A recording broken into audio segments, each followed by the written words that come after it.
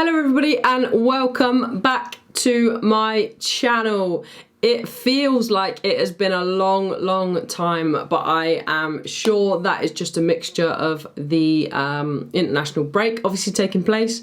It feels like an absolute age. I don't know how you guys feel about that, but to me it feels like an absolute age anyway. And I will ask, please do ignore my voice.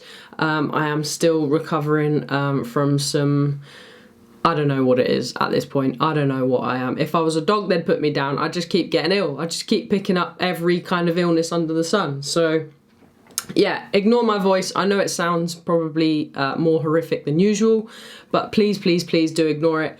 I'm sure you'll get used to it after a little while. But let's get back into the video anyway. I wanted to do a news international break kind of catch-up video, so that's what this will be about. It'll be just about injuries, news, international break, what we've gone, what we've had, what we have coming, etc, etc. It won't be a long one, but I just wanted to, I've missed you all, I've missed the engagement. I just wanted to get something back on the channel for us to talk about basically. So yeah, welcome back.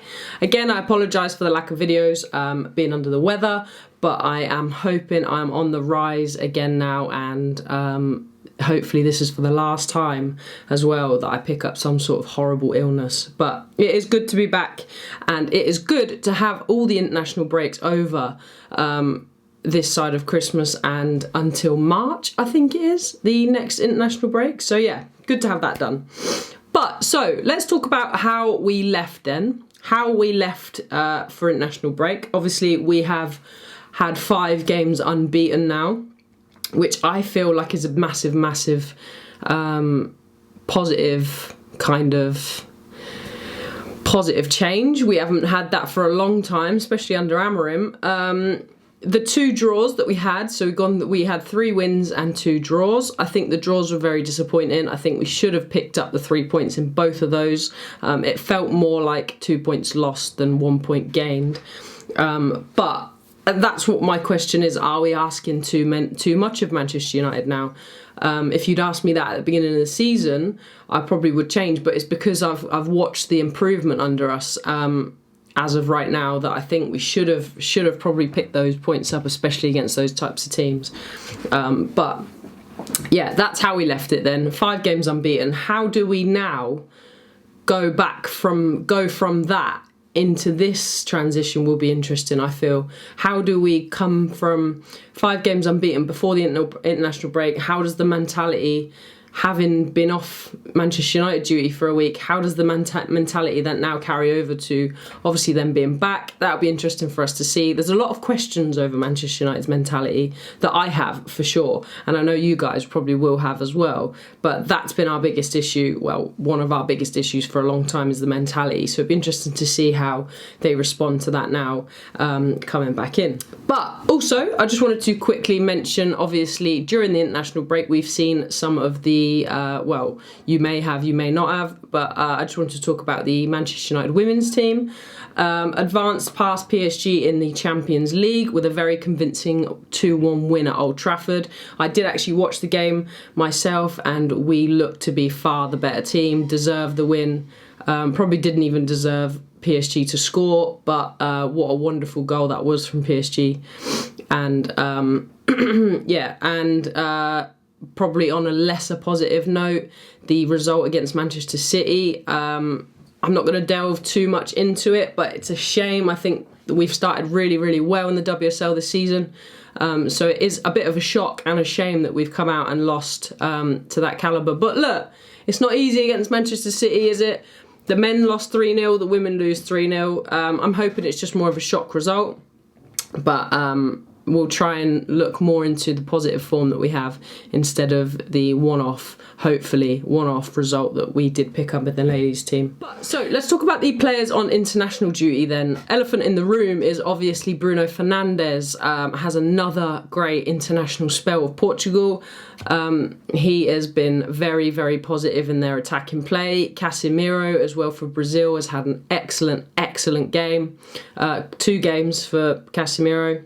And it's good that they can still show that consistent form on international duty. The only thing I do worry about so much is, not so much, but I do worry about is obviously the amount of minutes that Casemiro has been having for United and Brazil. I'm hoping he will be okay for us and he'll be able to carry that through. But we know that Bruno Fernandes is an absolute machine anyway, and he doesn't seem to feel the negative effects of this. But I'm really, really pleased for Casemiro that he's having this good run of games and he can recover as well as he has been. We also seen Scotland have advanced to the World Cup in 2026 as well, beating Denmark. I just wanted to touch on this because it was obviously an unbelievable goal that McTominay scored to help his team get there, and unfortunately Dorgu as well scoring a goal for Denmark but not being able to get him over the line. And I just think the only thing I wanted to touch on also is obviously the form that Dorgu's in positive. They seem to be getting a lot of goals out of him at the moment. Is there something that Amorim's missing in regards to Dorgu? Is there something that Amorim's not quite switched on yet in terms of Patrick Dorgu? But also I think the consistency there as well. He needs to have a run of games, and it will obviously be a very, very different system that he's playing in. But it's good to see Scott McTominay go through. Obviously no ill wishes against him, but I am a little bit gutted for Patrick Dorgu that he's missed out on that, especially with the good form that he's been in internationally. And I guess the question on that is obviously the form that Højlund and McTominay have in Napoli as well. Like McTominay not only internationally but is performing well in his club level as well for Napoli. But is that more of a question on Manchester United, or is that a question of, well, they're out of this system now and it's a lot better at United? I don't think personally it's a Manchester United issue. I think both of them had long enough to prove that they could be Manchester United players and neither were able to do that. I'm not saying that Scott McTominay is a bad footballer at all, because I don't believe that, but he doesn't fit into our team, and it is proven, isn't it? It's absolutely proven. Unfortunately, Benjamin Sesko looks to be out until late December. Is that a shame? I think so, because we haven't seen enough of him yet. I think it is a shame for him. I would have liked to seen a little bit more of him, but I'm hopeful that we can get that out of him when he returns from injury. I think it is a shame. I think it's a shame now that he has to have such a long break between the game that he did have against Tottenham as well.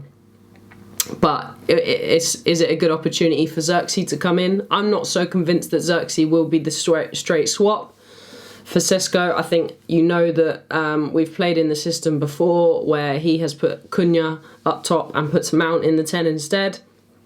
But I do think, though, from now up until late December, I do think Dorgu will be... Not Dorgu. I do think Xerxes will obviously get his opportunity, and I'm sure he will perform. He's a good player, Xerxes, so I do hope that he gets a little bit of an opportunity from this, but it's a massive shame that Sesko's out. I think we needed to really give him this run of games up until Christmas now, with the demand that sets. So it is definitely a shame that he will be out, but we'll see what happens. We will see what happens. And I just wanted to touch on, obviously we are near into January now, and January transfer window. It is absolutely vital that we bring in a midfielder in January. And I just wanted to touch on that quickly. United are keeping an eye on Adam Wharton, despite the more, let's say, aggressive interest in Baleba Anderson and João Gomez. I'm not sure how this will play out. I'm really not sure. What I do know is that whoever we get, Manchester United are going to have to spend the big bucks. And I think that is very, very, very much warranted as well, because that position is absolutely vital. As we've seen against Tottenham, we cannot keep bringing in Ugarte. We have to get that replacement for Casemiro. And we have to get that replacement for Casemiro as a whole, not only just for when Casemiro tires, that we know does happen frequently every game. So, to finish with our news, I just wanted to speak about the SEMEN-NO situation. Now, controversially, I don't think we should be getting SEMEN-NO. I don't think that's an area we should be focusing on. I think we've got a lot more cracks to fill than that situation. Where do we even fit him in? We haven't got the space. If you wanted to utilise the players that we brought in the summer just gone in that position, yeah, don't get me wrong, absolutely unbelievable talent. Really, like, is a top talent in the Premier League, probably the talent in the Premier League at the moment. But is he somebody that I think we should be focusing on? Absolutely not. The cracks that we show are not in the positions that he would be able to fill. And we need to, for once, as important as attack is, we need to focus on the spine of our team. We need to. It's been the missing gap for so many years now. We need to focus on that. We have to. There is absolutely no excuse anymore. That is the position that we need to fill. Everywhere else I feel like we're looking okay, but that midfield position has got to be filled, and until we do so, I don't think we can be looking at luxuries like SEMEN-NO. Like 65 million, I know it's cheap for SEMEN-NO, but it's still 65 million that we could put towards somebody that's really going to cement that middle position, and that is what is important for me right now. Looking ahead then to the fixtures that we have coming up, obviously we have Everton at home on Monday evening. I think it will be a difficult game. I do think it will be difficult. We're not miles apart from Everton. They currently sit 13th in the Premier League and they're only 3 points behind us. On paper, in regards to current form, well, form leading up to the international break, I think we're a little bit ahead of them. I don't really worry about our chances created because we're up at the top of the actual league at our chances created. As long as we start taking them, that's what matters. But I think the threats that we need to watch out for are obviously, I'm not sure of the situation with Grealish, whether he's injured or not, but if Grealish is part of that game, then he will be a big threat, as it will be James Garner. I think he will come back to Manchester United with a point to prove. Hopefully we can shut him down nice and easy, but I do think we can and we should be winning this game, especially after the last two results. The thing with the results previously with the draws is that not only are you drawing when you should be taking points, you're then putting pressure on the fixtures ahead, and that's what we should feel now. If we are going to compete for top four, is we should feel the pressure to be able to deliver on that. So we need to make sure that we do take these points, especially away from home, as if the game enough isn't enough reason, but we should be taking these points away from home as well, as we probably are on paper the better team to be able to win this game. In terms of obviously the pressures that we are going to feel alone with the top four chase, shall we call it, I think that it will be a huge question of our mentality from here on out to the end of the season now. And I touched on it earlier on in the video, but that's what we can see these good performances as fans, but what we need to see now is the difference in mentality, the difference in aggression, the difference in demand on these players and the demand they have on themselves, and I'm hoping that the additions in the summer will help that massively, and time will only tell. So I will leave it there then. I don't want to do too much of a long video because I am aware that my voice sounds horrific, so if you have come this far, thank you so much. I know it's not easy to listen to my voice like this. I very much appreciate it. Thank you for listening. I'm extremely happy that we're back from international football. I'm extremely excited for the game on Monday. There will be a watch along for the game on Monday if you're interested. Come and join me. I'll be live for around 7:30. We'll go through team news and lineups and stuff like that. So please do join me on Monday if you fancy it and you would like some company to watch along to. If you haven't already, and would like to see some more of my content, I am going to link my Twitch right here. It will also be linked in the description underneath this video. So if you like my content and you'd like some more of it, then do join me over on Twitch as well. It's a lot more frequent than it is over here, but yeah, it's completely up to you. I would love if you come and get involved. We've got a really good community over there, so if you fancy making some friends and having a chat or whatever, or just offloading, or just literally watching me play games, or watching me communicate with the chat, then please do join. It is really fun. You won't regret it. And as always, please do like, comment and subscribe. All support to the channel is really muchly appreciated, and I appreciate you all loads and I will see you all very soon. Take care, guys.